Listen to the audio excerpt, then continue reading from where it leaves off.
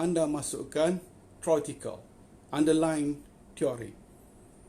Wah, Nasir kau main kat aku lah. Si Dr. Nasir ni dia dah otai dah. Okay. So, selepas kita bincang tentang literature review IVs. Okay, IVs. Okay. Dan literature review moderating dan mediating, kita masukkan underlying theories. Okay. Ini pun berlaku juga debat dekat business school. Okay. Semua thesis mesti ada theories.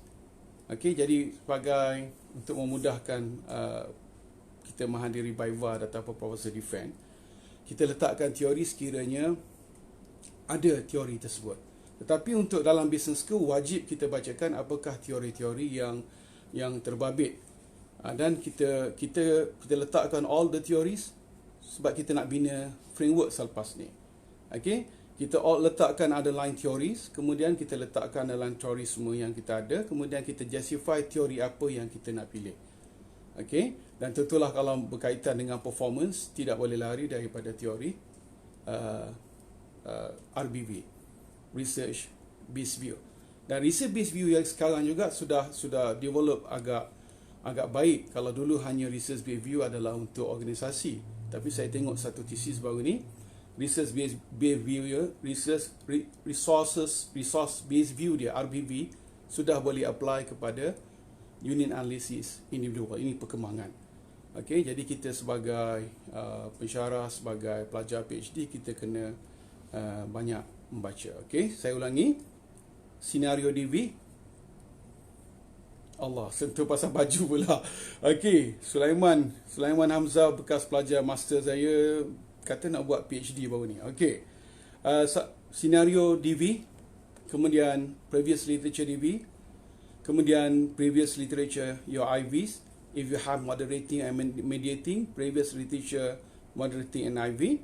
Kemudian you have to explain underlying theories, and then you jot down 4 or 5 theories, and then you justify which theory you want to choose, and you justify and you defend it. Okay.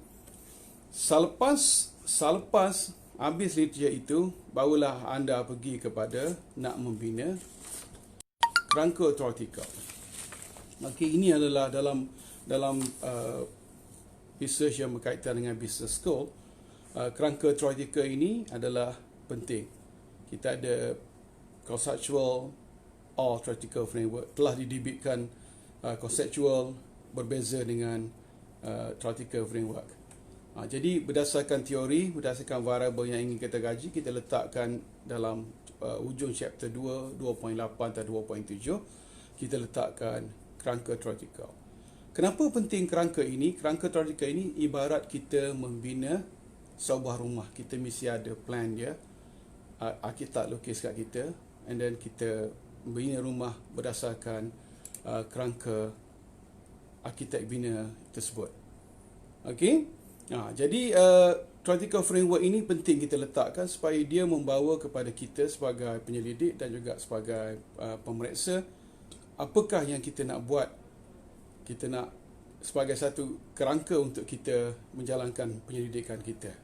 Dan kerangka ini mesti dibina, as I mentioned to you earlier, must be based on literature and must be based on your underlying theories. Ini mesti kuat untuk support you punya conceptual or theoretical framework. So you have to justify why you put this IV, why you put this as a mediating or moderator, and then why you have this DV. So why it's so important to you in the current year, why you want to study this DV. Okay, so ini adalah penting dalam membina kerangka theoretical. Sebab tu dalam business school kita mesti ada theoretical framework itu supaya kita tidak lari daripada matlamat kajian kita. Barulah kita pergi kepada chapter 3, metodologi, bagaimana kita nak jalankan pendidikan PhD kita berdasarkan kerangka theoretical. Dan selepas kita bina theoretical framework itu, barulah kita ada, selepas itu adalah hypothesis development. Kita ada research hypothesis, nak jawab research objektif. Yang chapter 1, kita letakkan research hypothesis kita berdasarkan framework. Dan research hypothesis kita berdasarkan framework ini juga mesti berdasarkan literature yang telah mengkaji research ini. Okay, mesti literature support all your hypothesis, all your hypothesis, either positive, directional hypothesis, positive or negative, must be supported by your literature. So masukkan dalam selepas theoretical framework, kita bina hypothesis development. Di situ kita masukkan literature, semuanya berkaitan dengan relationship between the variables berdasarkan literature. Okay, barulah kita tamat akhir sekali dalam chapter 2, dalam bab 2 literature, summary kepada chapter 2. Dan untuk makluman pelajar sudah hampir 25 minit sekarang, ialah literature review ini sentiasa sehingga akhir kita viva. Jadi kita kena sentiasa up to date, and as I mentioned to you, it takes about 6 or to 9 months for us to read. Mula-mula sekali masa kita buat PhD, dan semua orang melalui proses yang sama, iaitu you have to read literature. Okay, dan setengah kajian kalau di school-school yang berkaitan dengan design, dia tengok industri punya keperluan, dia buat PhD. Itu juga boleh. Dalam kita panggil sebagai practical. Okay, tetapi untuk business school, we have to follow our I would say that this is our design, practical, methodological, and practical controversial. Kita tak boleh lagi daripada ni. Okay, so kita sudah ada satu susunan yang agak baik, and then after that we start the journey of to do the chapter 3, our research design. Bagaimana kita nak buat research design. Okay, so saya rasa cukuplah pada hari ini. Sekarang sudah 26 minit. InsyaAllah hasil daripada feedback anda, saya keep up, dan ada beberapa pelajar yang melihat video-video sebelum ni dah hubungi saya untuk datang ke kampus UMK walaupun dia belajar di universiti lain, untuk kita bincangkan apa-apa yang kemusykilan yang timbul. Saya berharap semoga ini menjadi semangat amal soleh saya kepada masyarakat, secara percuma saja menggunakan teknologi maya yang ada. Okay, insyaAllah kita jumpa lagi. Hari ini kita cover sebagai conclusion balik operational definition, and then your after operational definition is your organization of thesis. Kemudian how you start with your literature review chapter 2. You start with the scenario of that dependent variable, and especially in Malaysia, as I mentioned to you, accessibility of SMEs. And then we start with the SMEs in Malaysia, why SMEs are not sustained, and why is the importance of SME contribution towards Malaysian GDP. Okay, kemudian saya minta anda buat previous literature, berdasarkan previous literature tentang SME dan how they sustain SME in Malaysia or outside Malaysia.